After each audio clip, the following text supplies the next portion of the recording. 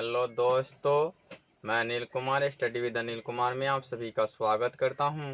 आइए आज हम सभी कक्षा 9 के गुरुत्वाकर्षण चैप्टर के अध्याय के एक टॉपिक गुरुत्वाकर्षण का सार्वत्रिक नियम के अंतर्गत ही आने वाले एक पद जो हैं वो हैं गुरुत्वाकर्षण के सार्वत्रिक नियम के महत्व, सिग्निफिकेंस कहें तो या इम्पोर्टेंस कहें तो, of universal law of gravitation बोले तो, ये सभी होंगे गुरुत्वाकर्षण के सार्वत्रिक नियम का महत्व।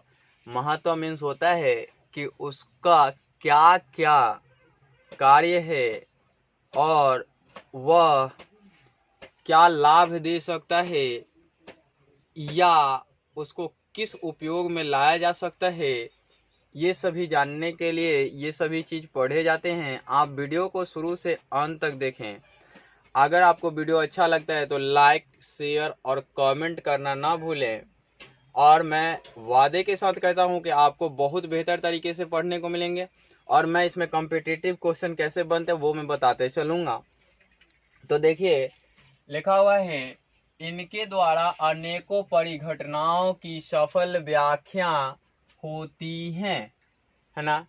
किनके द्वारा? गुरुत्वाकर्षण के सार्वत्रिक नियम के द्वारा अनेकों परिघटनाओं की सफल व्याख्या होती हैं। अतः इनके काफी महत्व हैं, जिस कारण से इनके बहुत सारे महत्व हैं जो निम्नलिखित हैं। ठीक है ना। निम्नलिखित हैं का अर्थ है कि जो लिखे गए हैं, निम्न प्रकार से दिए गए हैं, वही चीज निम्नलिखित हैं। इसमें मैंने लिखा है कि सौर मंडल का अस्तित्व इसी नियम के आधार पर है। मेरे कहने का अर्थ है कि यह ब्रह्मांड है और ब्रह्मांड में एक सोलर सिस्टम पढ़ते हैं हम लोग, सौर मंडल पढ़ते हैं। और सौर मंडल को पढ़ने के लिए हम सभी सूर्य को केंद्रीय पिंड मानते हैं। हम मानते हैं कि सूर्य स्थिर है और बाकी अन्य ग्रह उसके चक्कर काटते हैं। तो इसमें लिखा गया है कि इसका कहने का अर्थ कि अस्तित्व इसी नियम के आधार पर है, अर्थात सौर मंडल के अन्य सभी ग्रहों द्वारा सूर्य की परिक्रमा, ग्रह ही नहीं उपग्रह भी सूर्य की परिक्रमा करेंगे, ऐसा पढ़ेंगे हम सभी। चूंकि सौर मंडल में जितने भी ग्रह होते हैं वो सूर्य के चारों ओर एक निश्चित दूरी पर उसके एक अपने कक्ष होते हैं जिसमें चक्कर काटते हैं। आपको पता भी है कि ग्रहों की संख्या कितनी है? 8 है ना। तो वो सभी एक निश्चित दूरी पर सूर्य से घूमते हैं और वह एक निश्चित समय में एक चक्कर पूरा करते हैं। तो ये सभी गुरुत्वाकर्षण के सार्वत्रिक नियम के कारण संभव हो पाता है। गुरुत्वाकर्षण का सार्वत्रिक नियम कहता है कि ब्रह्मांड यानी यूनिवर्स में स्थित प्रत्येक पिंड अन्य किसी दूसरे पिंड को अपनी ओर खींचती है। तो इस खींचने की प्रक्रिया में कौन किसको खींचेगी? जो मजबूत होगी, जिसके अंदर का बल स्ट्रॉन्ग होगा, मजबूत होगा, वही किसी अन्य पिंड को अपनी ओर खींचेगा। जैसे कि आप जानते हैं कि सूर्य केंद्रीय चीजें हैं, केंद्रीय पिंड हैं और सूर्य के चारों ओर चक्कर काटने वाली पिंड पृथ्वी को ले लें, तो पृथ्वी इस प्रकार से यहाँ पहुंचेगी, फिर यहाँ पहुंचेगी, फिर यहाँ पहुंचेगी, एक पथ में चक्कर काटेंगी। फिर भी पृथ्वी किसके ओर आकर्षित होंगी? तो पृथ्वी सूर्य की ओर खींची जाएंगी। अब इसी प्रकार से, और ये डिपेंड किस पे करता है?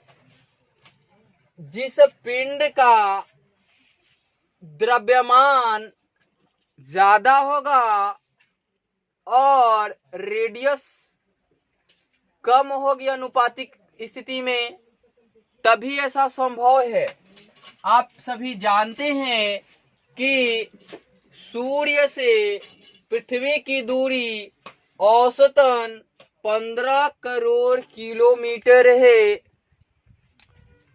और आप सभी ये भी जानते हैं कि ये दूरी इनके केंद्रीय स्थिति से मापी जाती है। तो हमने बताया औसत दूरी, तो औसत दूरी मीन्स एक बार तो ये किसी क्षितिज पर पृथ्वी और सूर्य नजदीक होंगी और किसी क्षितिज पे दूर होंगी।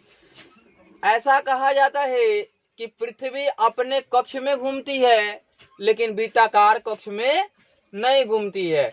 अगर वृत्ताकार कक्ष में घूम रही होती तो इसके औसत दूरी नहीं बताते, हम बताते एक फिक्स अर्थात नियत दूरी बताते। तो इसमें आप पढ़ेंगे कि एक समय यह नजदीक होंगी, एक समय कभी यह दूर होंगी। तो इस प्रकार से जब भी कुछ होगा तो यह सूर्य की ओर आकर्षित होंगी। ऐसा कहा जाता है कि जिस पिंड का द्रव्यमान ज्यादा होता है वह पिंड अपनी ओर अपने से दूर स्थित पिंड को खींचती हैं। ऐसा नहीं है कि केवल पृथ्वी में ही गुरुत्वाकर्षण बल होता है, ये मैं पहले बता चुका हूं। तो मेरे पहले बताने का यही उद्देश्य था कि अन्य सभी पिंडे, पृथ्वी ही नहीं अन्य सभी, यानी कि सूर्य भी हो सकते हैं, चंद्रमा भी हो सकती हैं। तो पृथ्वी हो सकती है, चंद्रमा हो सकते हैं, सूर्य हो सकता है। तो सूर्य और पृथ्वी को लेंगे तो सूर्य पृथ्वी को खींचेगी, लेकिन जब चंद्रमा और पृथ्वी को लेंगे तो कौन पृथ्वी चंद्रमा को खींचेगी। अब आते हैं इसके दूसरे नियम पर, दूसरे महत्व पर, पृथ्वी के चारों ओर चंद्रमा एवं अन्य उपग्रहों की गति। यहां तो सभी ग्रह के बारे में बताया गया, ये अपने अपने कक्ष में घूमते होंगे, लेकिन पृथ्वी के चारों ओर चंद्रमा की गति किसके कारण संभव हो पाता है? गुरुत्वाकर्षण के सार्वत्रिक नियम के कारण ही संभव हो पाता है।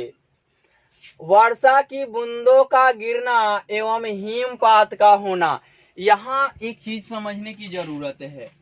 आपने पढ़ा होगा कि सभी पदार्थों में एक बल पाया जाता है जिसे अंतराण्विक आकर्षण बल, कितना लोग कहते हैं अंतराण्विक बल बोलते हैं, इंटरमोलेक्यूलर फोर्स बोली जाती है। मैं लिख दूं अंतराण्विक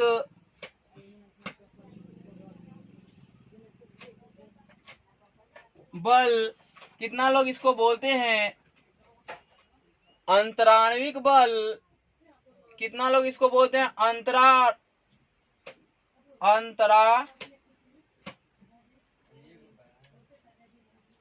आणुक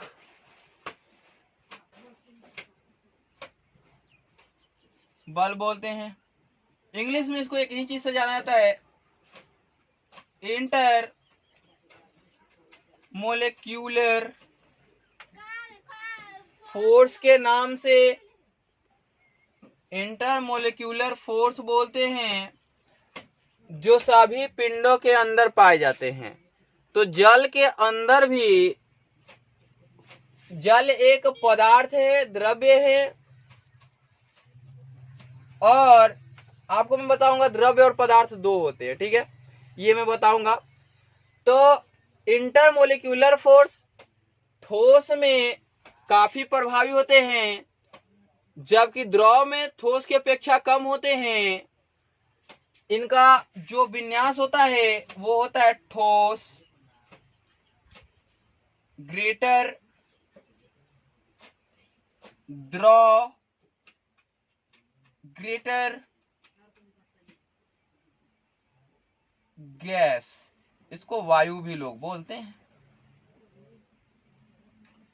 ठोस मीन्स सॉलिड होता है,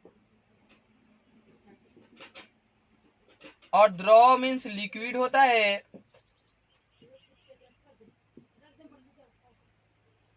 लिक्विड और गैस ईयर बोल, सॉलिड लिक्विड गैस ईयर बोलते हैं। तो लिक्विड में जो अंतराण्विक बल होता है या ठोस में अंतराण्विक बल होता है, तो वो क्या होते हैं, इसको काफी फोर्स के माध्यम से तोड़ा जाता है, लेकिन इसको तोड़ने के लिए थोड़ा कम बल चाहिए।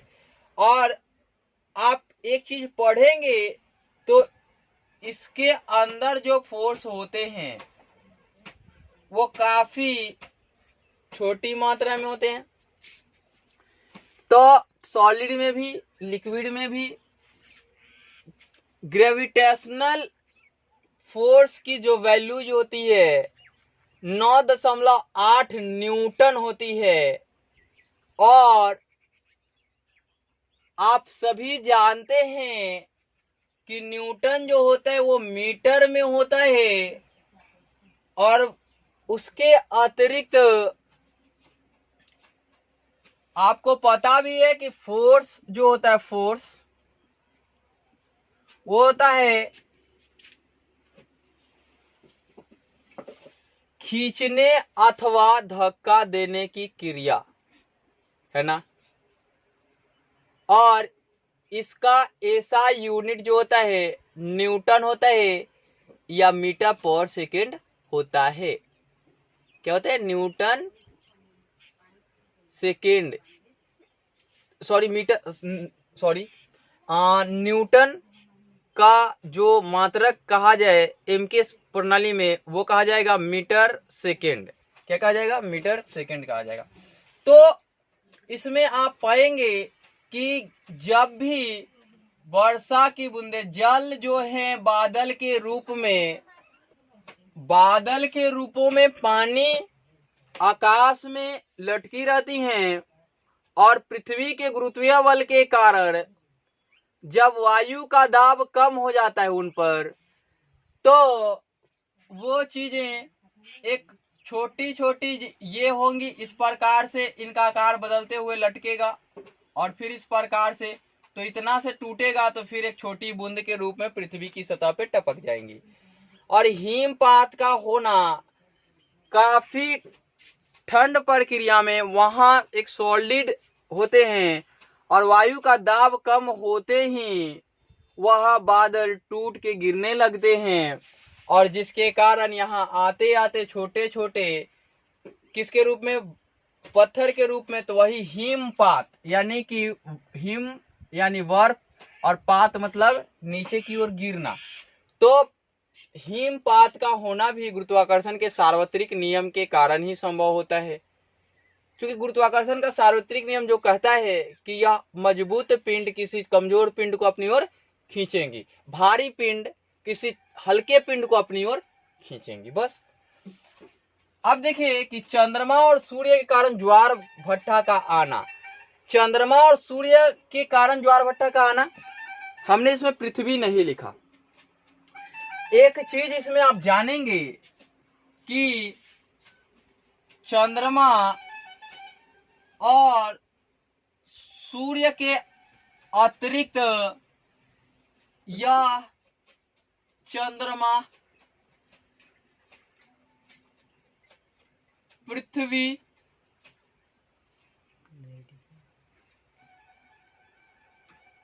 चंद्रमा, पृथ्वी एवं सूर्य के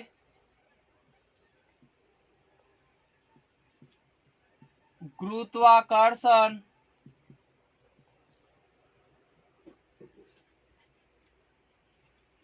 गुरुत्वाकर्षण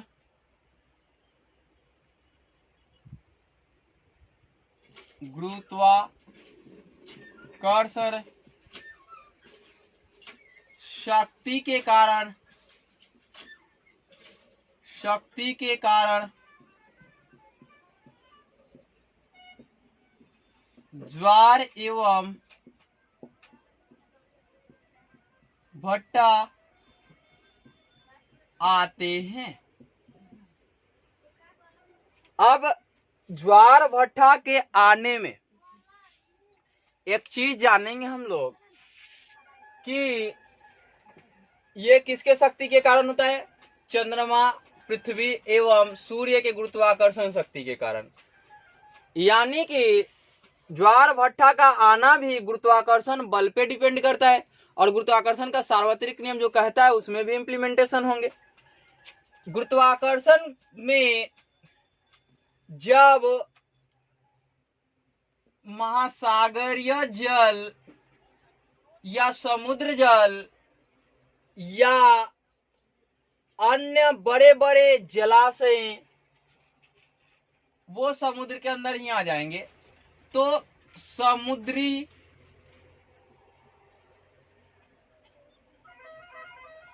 महासागरीय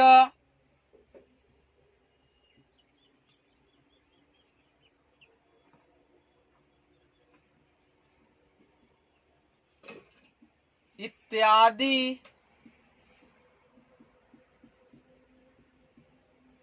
जलों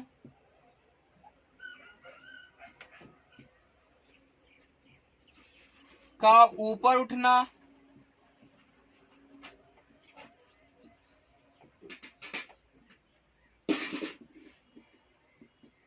ज्वार कहलाता है।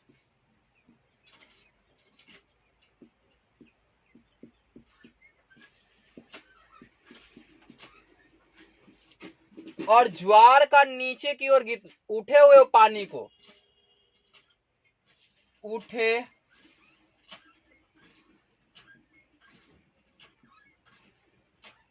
हुए जल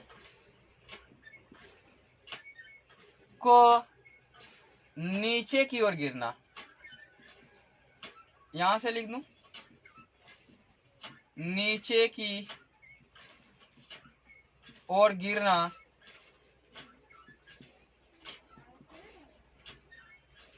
यहां ग लिखा हुआ है, गिरना क्या कहलाता है?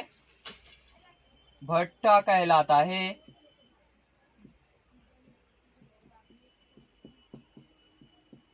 ये चीज फिजिक्स में नहीं पढ़ाना चाहिए, फिर भी मैं नॉलेज के लिए पढ़ा देता हूं कि केवल ज्वार भट्टा का आना ही केवल इससे क्यों रिलेटेड, ज्वार कब कहलाएगा, भट्टा कब कहलाएगा। और आपको मैं बता दूं कि प्रत्येक सागर में या समुद्र में ज्वार का आना 2 बार होता है और भट्टा भी 2 बार होंगे। ज्वार होंगे 2 बार तो भट्टा भी 2 बार होंगे। ऐसा माना जाता है कहीं कहीं कि 12 घंटे और 26 मिनट में एक बार ज्वार आते हैं और ज्वार आने के 6 घंटा 13 मिनट बाद, यानी कि आधे समय में भट्टा का आना संभव हो पाता है। अब ऐसा क्यों? ज्वार में 12 घंटे 26 मिनट और भट्टा में 6 घंटे 13 मिनट, यानी कि आधे समय। आपको एक चीज पता होंगी कि आपको जितना टाइम ऊपर चढ़ने में लगता है उतना ही टाइम उतरने में भी लगेगा। तो जल के उठने में जितना टाइम लगता है वो तो 6 घंटा 13 मिनट ही है, लेकिन 6 घंटा 13 मिनट में जितना जल उठा उसको गिरने में भी उतना ही टाइम लगेगा।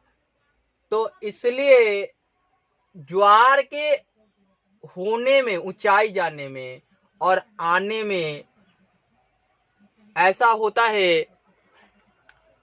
ये प्रत्येक ज्वार के लिए है, इसलिए 6 घंटा 13 मिनट के बाद एक ज्वार और भट्टा की समाप्ति 12 घंटे 26 मिनट में होती हैं। इसी प्रकार से दूसरे ज्वार आ जाते हैं लेकिन इंग्लैंड का एक दक्षिण तट है जिसका नाम साउथेमटन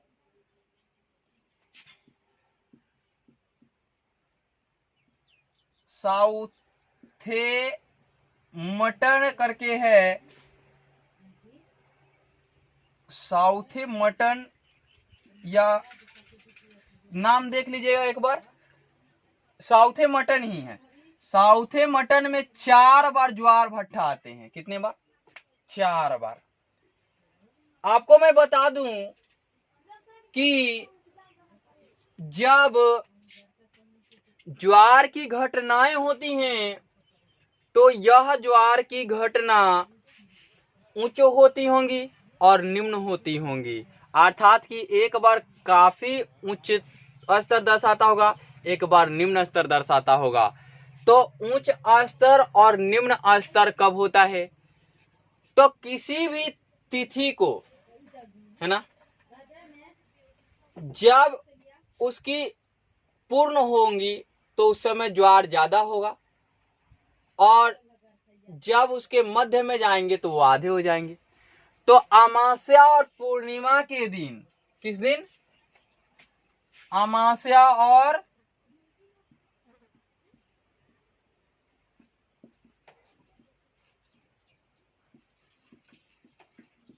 और पूर्णिमा के दिन, पूर्णिमा के दिन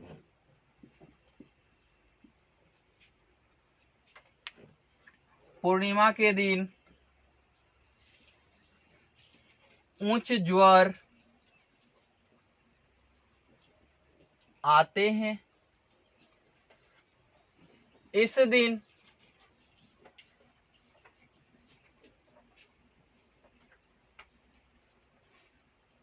पृथ्वी, चंद्रमा एवं सूर्य एक सीधी रेखा में होते हैं।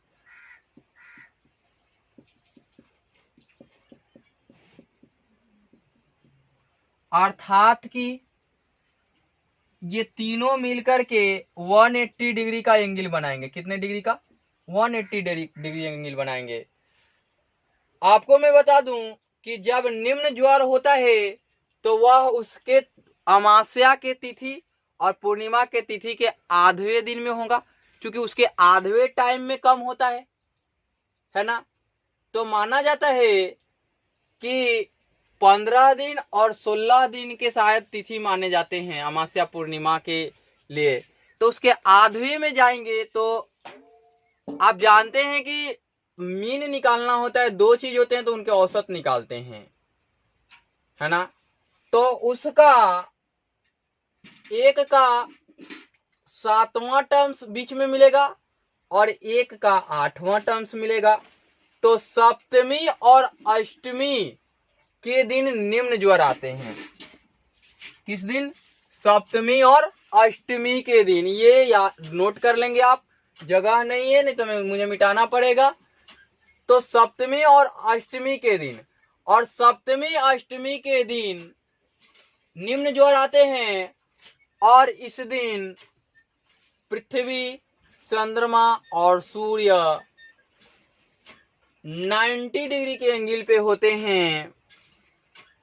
और यानी कि मैं बताऊं एक तरीके से, तो इधर मिटा दूं मैं, ये लिख लिए होंगे आप लोग। इस प्रकार से यदि सूर्य हो, अगर यहां चंद्रमा हो और यहां पृथ्वी हो, यहां इस प्रकार से स्थित होते हैं, 90 डिग्री बनाते हैं। और ऐसा होता क्यों है? होता है कि इस दिन को, किस दिन को? अमावस्या पूर्णिमा के आधवें दिन यानी सप्तमी और अष्टमी के दिन को होता है कि चंद्रमा और सूर्य, कौन? चंद्रमा और सूर्य दोनों एक दूसरे के बल को बराबर करने का प्रयास करने लगती हैं। चंद्रमा और सूर्य दोनों बल एक दूसरे को बराबर करने का प्रयास करने लगती हैं, जिसके कारण ऐसा होता है। और ज्वार भाटा के आने का सबसे बड़ा कारण है कि जब पृथ्वी का चक्कर करते करते चंद्रमा पृथ्वी के नजदीक आती हैं, तो पृथ्वी तो उससे मजबूत है, लेकिन इसके ठीक विपरीत अगर वह खींचने का प्रयास करे, कौन? चंद्रमा, तो पृथ्वी क्या उसकी ओर आकर्षित होंगी? नहीं। लेकिन पृथ्वी के सतह पे स्थित सभी तरल पदार्थ उसके ओर क्या होंगे? आकर्षित होंगे। तरल कहने का अर्थ है कि द्रव और गैस दोनों उसके ओर आकर्षित हो जाएंगे, जिसके कारण पानी यानी जल, समुद्री जल ऊपर की ओर उठते हैं, है ना। अब आते हैं कि इसके अगले महत्व है कि पृथ्वी की सतह के नजदीक वायुमंडल को बांध कर रखना, यानी कि पृथ्वी के सतह के नजदीक वायुमंडल का रहना, ये किसके कारण? गुरुत्वाकर्षण बल के कारण ही हो पाता है। आपको पता है कि पृथ्वी के नजदीक जो सबसे नजदीक वायुमंडल होते हैं उसे क्षोभ मंडल के नाम से जाना जाता है, और पूरे वायुमंडल की संरचना 5 परतों में हुई है। पांचों परत कौन कौन से हैं? पहला परत है क्षोभ मंडल, पहला क्षोभ मंडल होता है, दूसरा समताप मंडल होता है,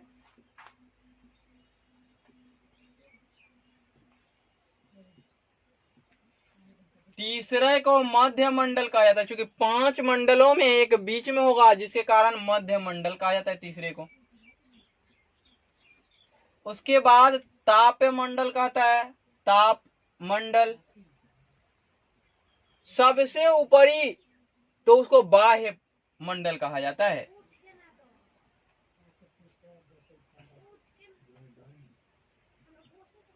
बाह्य मंडल कहा जाता है।